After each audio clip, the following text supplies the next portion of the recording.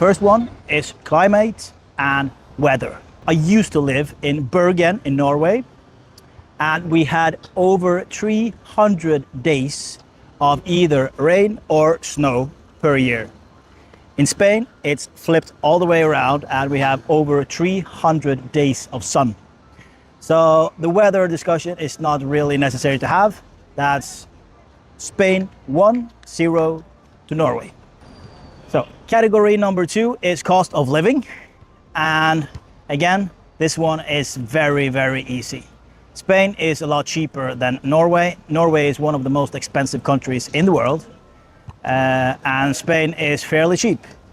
Spain was a lot better 5 years ago, 10 years ago, something like that, because it was a lot cheaper, and it's getting more and more expensive down here.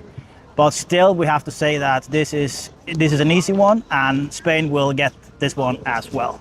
Norway is super, super expensive, and Spain is still a decent place to live. Let's jump into reason number 3. And reason number 3 is bureaucracy. And when you say bureaucracy, it's about all of these things that we need kind of papers for, or we need to fix when we move down here to Spain. And there's a lot of things where we don't really take into consideration. We forget about these things because if you live in your own country, all of these things, you already have all of these things. But if you move to another country, you have to get all the new papers. You need Spanish bank accounts, you need a NIE number, you need a T number, you need ayuntamiento, you need residencia. There is so much paperwork that you need to fix. And everything in Spain is still on pen and paper. There's almost nothing that has been digitalized, and in Norway everything is just electronically and digitalized, so it's very, very easy. You just go online and you fix what you need to fix, and you just book an appointment with someone, or you just fix everything. And down here in Spain, you have to kind of show up to every single office. You can't book an appointment, and you have to wait weeks and months to even get that appointment. And then when you have received the appointment and you have done everything, you have to wait for the papers. And it's a reason why they call Spain mañana mañana, which means tomorrow tomorrow, because it's a very slow country. Things are very, very slow, and the bureaucracy down here is a nightmare. So that one is very, very, very easy. So that will be a point to Norway for sure. Norway is very good. Everything is digitalized. Everything is online. Everything is super easy. So point Norway. Category number 4 is the healthcare system. And even though Spain is pretty good at healthcare, it's pretty good down here. The facilities are very, very good. It's very expensive if you have to go to a private hospital and your insurance doesn't cover it. But the normal healthcare system in Spain is actually very good. But again, Norway, we are world class. We are one of the best countries in the world when it comes to the healthcare system. Most of the things are free. So even though Spain is good, Norway is better. So again, point Norway. Category number 6 is food and eating out. And this one is also fairly easy. The food in Norway is very, very good, but it's extremely expensive. So going to the town, going out, booking a restaurant, going out to dinner is super, super expensive. So you might even spend, if you're going out and you're having a good meal and you're having a bottle of wine or maybe 2, it's easily like 200 bucks. So down here it's 30. So just the fact that Spain is so easy and accessible when it comes to great food. They have a lot of variations with the food, and the tapas is amazing. They have a lot of good food in Spain, and also the availability and accessibility that it is to food and going out, because it's so cheap. It makes it so much more comfortable. Nobody likes really staying at home and cooking. That's one of the things that we don't like in Norway. We are always in our house because it's too expensive to go out and eat. So we eat most of the meals at home. When you move down to Spain, you eat most of the meals outside. Depends, of course, how much money you have, but you end up going to a cafe, or you're going out for dinner, you're going out for lunch. And if you do it just half the time, or it's within reason of what you can expect and what you can manage with a normal salary down here. So again, point Spain. Category number 6 is mountains and nature. Again, this is fairly easy. Norway is the most beautiful country when it comes to nature. If it's a clear blue sky and the sun is out in Norway, Norway is probably the best country in the world to live in, and the nature is astonishing and amazing. So I can really encourage you to travel to Norway, but do it in the summertime. Down here you also have a lot of mountains, you have a lot of nature here as well, but because it's so warm, everything kind of dries up a little bit, and you don't have the same colors as you do in Norway.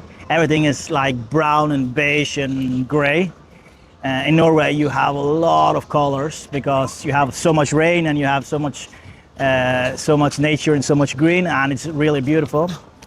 So this is a very easy point to Norway, but I have to say there's one benefit to being down here in Spain and the nature in Spain that you can't have in Norway, and that is because you have so much good weather down here, and you have sun almost every day.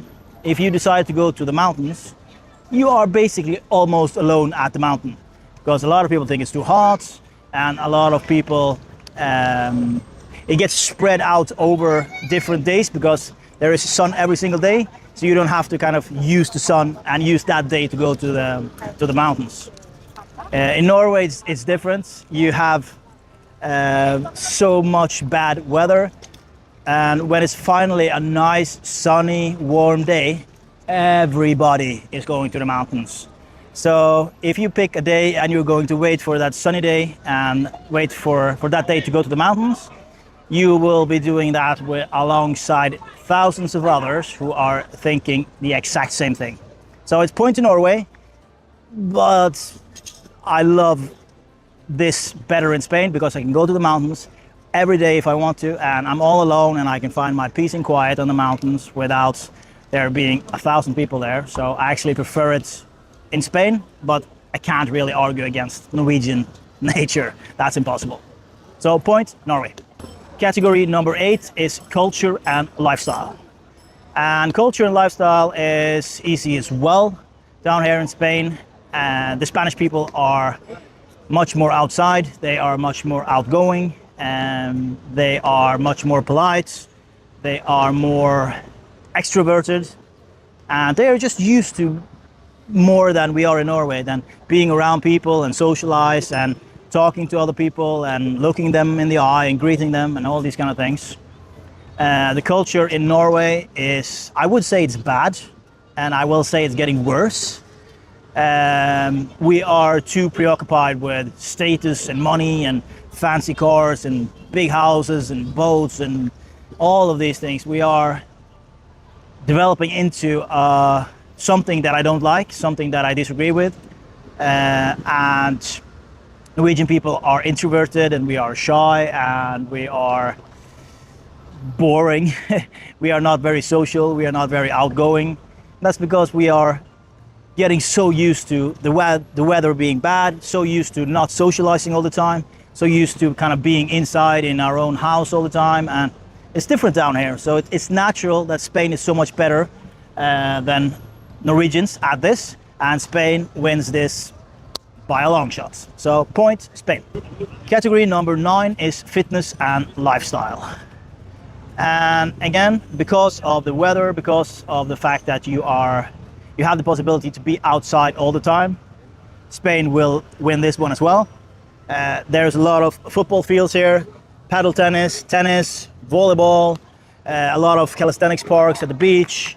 You can go walking on the beach, you can go to the mountains, you can go hiking. There's so many possibilities down here in Spain that you can do outside. You can go rollerblades and you can go out with the dog. And because the weather is so nice, you have endless possibilities of staying active and being in movement all day. And in Norway, it's different because, going to the gym is very popular in Norway. A lot of people are going to the gyms.